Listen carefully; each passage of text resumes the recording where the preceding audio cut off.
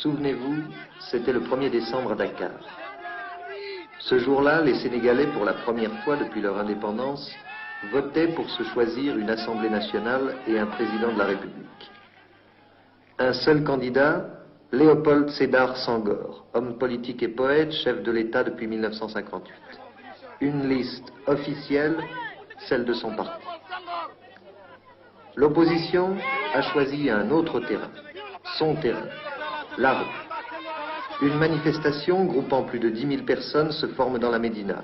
Des cris fusent de toutes parts, Abba Senghor, tous au palais. Soudain, des éclatements sourds de grenades offensives, des rafales de mitraillettes et de fusils mitrailleurs, la foule s'égaye dans toutes les directions. Qui a tiré le premier, on ne le saura sans doute jamais. Mais le bilan est lourd au soir de cette journée, 40 morts, 250 blessés. Monsieur le Président, ce doit être une grave décision que celle de donner l'ordre de tirer sur une foule, même de manifestants. J'aurais pu vous retourner la question et vous dire, demandez cela à l'opposition qui a commencé par faire tirer sur le service d'ordre. Le service d'ordre avait des instructions pour ne tirer qu'en cas de dernière extrémité, que si elle était en état de légitime défense. C'est ce qui s'est produit. Les manifestants qui étaient de chômeurs et dont la plupart n'étaient pas des Sénégalais ont tiré sur le service d'ordre. Après les sommations, le service d'ordre a été obligé de tirer. Vous savez combien l'exercice de la démocratie est difficile en Afrique, mais tant que je serai là, je tâcherai de maintenir la démocratie. Dakar est pourtant habituellement une ville sans histoire.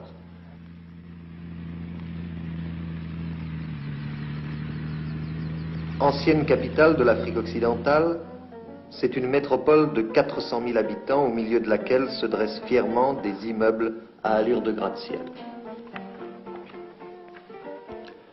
C'est une ville qui, à première vue, ne respire pas la pauvreté. Magasins de luxe, architecture moderne, c'est un morceau d'Europe transplanté sur la côte africaine. Mais Dakar, c'est aussi cela. Une médina où s'entasse misérablement une population africaine qui ne cesse de se multiplier à une cadence effarante. Des paillotes et des baraques faites de paille, de terre, de bois, de tôle, toutes de briques et de brocs, à l'image de tous les bidonvilles. C'est un terrain d'élection pour les agitateurs professionnels, une réserve inépuisable pour n'importe quelle aventure dont les chômeurs constituent les commandos de choc. Depuis longtemps, Senghor et son gouvernement ont compris d'où venait le danger. Leur but, donner du travail à tous, réduire cet abcès qu'est la Médina. Sous l'égide d'une société d'État, la SICAP, une banlieue populaire mais moderne, s'est créée en même temps que disparaissait tranche par tranche les taudis de la Médina.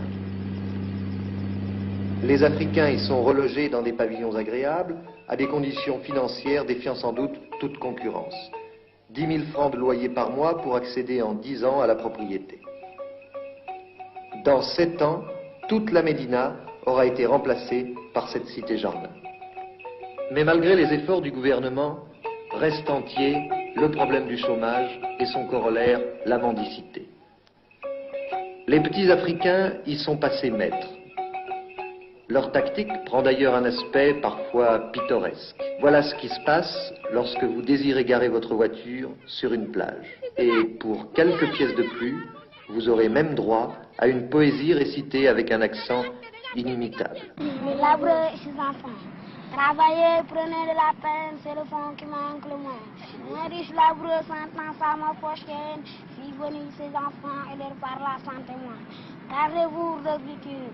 Devant de l'héritage que nous sont laissés nos parents.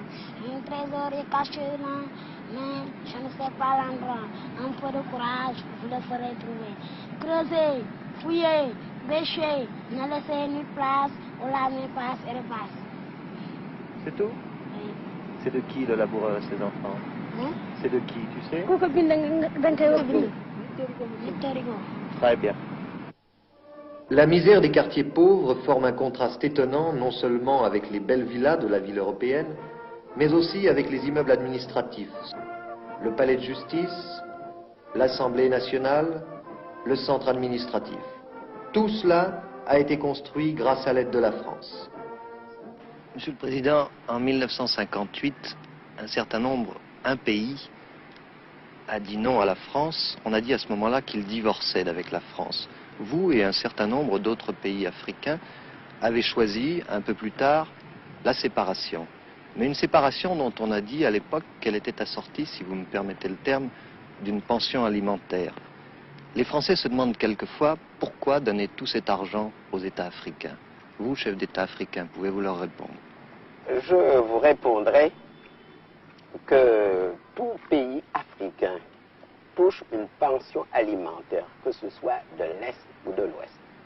Et je pense que l'expérience de ces dernières années a prouvé que les États européens, par rapport à nous, avaient à peu près la même politique. Objectivement d'ailleurs, je le reconnais, et j'en suis reconnaissant à la France. C'est la France qui, par tête d'habitants, dépense le plus pour l'aide aux pays sous-développés. Je pense que cette aide est dans la nature des choses et que c'est justice. Il y a un genre humain. Donc, il y a une solidarité humaine. Les nations les plus développées doivent aider les nations les moins développées. D'ailleurs, il ne suffit pas de toucher une aide importante de l'extérieur. Encore faut-il savoir utiliser cette aide, et c'est pourquoi le Sénégal a préféré aller progressivement à l'autonomie, puis à l'indépendance. Et les résultats sont probants. Voyez notre développement, voyez notre revenu par tête d'habitant comparé aux autres États. Par exemple, le Sénégal dépense pour l'enseignement et la santé plus de 8 milliards de francs CFA, c'est-à-dire plus que le budget total de chaque pays africain francophone, sauf la Côte d'Ivoire, le Cameroun et Madagascar. Le Sénégal est un pays à majorité musulmane. Autour de la mosquée, le vendredi, en pleine rue, des milliers de fidèles se prosternent à l'appel du muezzin. Et ce n'est pas un des moindres paradoxes de cette terre de l'islam que son président, Léopold Senghor, soit un catholique convaincu. Ses adversaires essaient d'ailleurs d'attiser le fanatisme religieux des musulmans contre cet infidèle. Leur slogan, c'est la croisade du croissant contre la croix. Depuis 18 ans que j'ai fait de la politique, on a toujours certains, une petite minorité, a toujours employé cet argument contre moi, mais cela ne me gêne pas du tout. Mais parce que demain, on reprochera au président de la République d'appartenir à telle race, à telle caste, à telle région, les adversaires trouvent toujours quelque chose à dire. Le plaisant, c'est que ceux qui emploient cet argument se disent souvent des marxistes-léninistes. D'ailleurs, un des plus fidèles supporters du président Senghor n'est-il pas le pape des musulmans d'Afrique noire, El Hadj Falilou Mbacké, calife des Mourides, grand imam d'une des plus belles et des plus imposantes mosquées du monde avec son minaret de 90 mètres, la mosquée de Touba, lieu saint de l'Afrique islamique.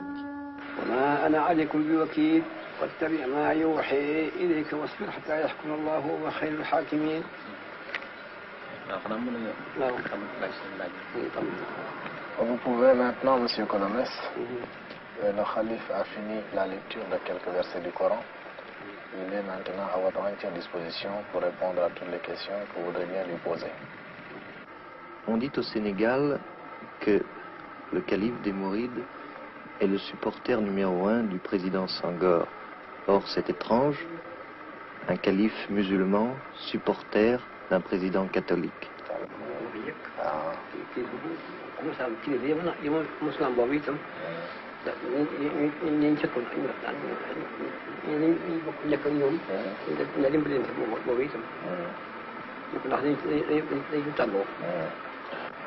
Pour le calife, la politique ne se mêle pas à la religion. Il est musulman, il est le chef de la plus grande confrérie religieuse en Afrique noire, musulmane comme vous dites, et le président Senghor, évidemment, est catholique. Mais le calife ne s'intéresse pas au président Senghor parce qu'il est catholique, il s'intéresse à lui surtout parce qu'il pense que dans le domaine de la conduite des affaires du pays, le président Senghor est le plus apte, le plus capable. Et pour le Khalif, les intérêts supérieurs du Sénégal sont au-dessus de toute considération. Évidemment, nous n'allons pas demander au président Senghor de diriger les affaires spirituelles des musulmans. Ce qu'on demande au président Senghor, ce n'est pas sa religion, c'est de conduire le Sénégal sur la voie du progrès, de la paix et de la liberté. Et surtout, tout cela dans le respect des valeurs traditionnelles et spirituelles. Un certain vent de bouleversement souffle depuis quelque temps sur l'Afrique et surtout sur les dirigeants qui ont amené leurs pays respectifs à l'indépendance. Regardez M. Sylvanus Olympio, l'Albé Fulbert Youlou au mois d'août, récemment M. Hubert Maga. Vous n'êtes pas inquiet, vous, président Senghor? Inquiet, je suis inquiet pour l'Afrique en général, car l'Afrique a besoin de stabilité. Pour moi, il y a longtemps que j'ai choisi de vivre dangereusement. Le problème pour moi, ce n'est pas de vivre, j'ai 57 ans, j'ai fait ma vie. Le problème, c'est que mon pays vive, et c'est là l'essentiel. Et c'est ce à quoi je m'emploie. Au pays du président Senghor vivent aussi un grand nombre de Français. Dakar seul en compte 25 000. Cohabitant sans problème avec la population africaine, ils sont passés sans effort de l'époque coloniale à l'indépendance. Mais comme tous les Français d'outre-mer, l'avenir les préoccupe. L'indépendance, ça n'a rien changé pour vous? Non, l'indépendance n'a rien changé pour moi. Pour moi, personnellement, absolument rien. Sinon, au début, peut-être un coup de frein dans les affaires. Et puis alors, une ambiance qui n'était peut-être pas très assurée. Les gens étaient un peu inquiets, se demandaient de quoi demain serait fait. Maintenant, tout ça a l'air de rentrer dans l'ordre. En fait, on a l'impression qu'à Dakar, tout se passe comme si on avait remplacé le gouverneur français par un chef d'État africain. Oui. Mais que pour le reste, rien ne va pour le changer. reste, absolument rien. C'est notre position de Français d'exactement ce qu'elle était autrefois. Pour vous, après Senghor, c'est le déluge? Non. Non, je ne crois pas, mais enfin, nous savons ce que nous avons, nous voulons le garder. Non, je ne pense pas qu'après